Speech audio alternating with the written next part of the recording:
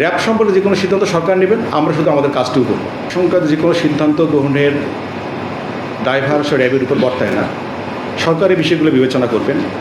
আমাদের দায়িত্ব হচ্ছে দায়িত্ব পালন করে যাওয়া, আমাদের কর্তব্য হচ্ছে দায়িত্ব পালন করা। এবং যেহেতু আমরা রাষ্ট্রের সুযোগ সুবিধা নিয়ে বেড়ে উঠছি, রাষ্ট্রের সুযোগ সুবিধা ভোগ করছি, সেক্ষেত্রে আমাদের মূল কাজই হচ্ছে র্যাবকে জনগণের সামনে একটা ভালোভাবে উপস্থাপন করা, কাজের মাধ্যমে নিজেদেরকে প্রতিষ্ঠিত করা।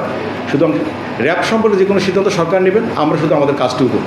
আপনি বিগত 1.5 বছরে, বিশেষ করে পূর্ববর্তী সরকারের কথা বলি এবং এখন যেটুকু সময় আমরা পাচ্ছি, আমাদের কার্যক্রম যদি আপনারা পর্যালোচনা করে দেখেন, তখন দেখবেন যে র্যাবের অপকর্ম বা অপকীর্তির ইতিহাস কিন্তু খুব বেশি নেই। তার মানে এটাতেই প্রমাণিত হয় যে র্যাবকে যদি সঠিকভাবে পরিচালনা করা যায়, তাহলে র্যাব সঠিকভাবে পরিচালিত হতে পারে।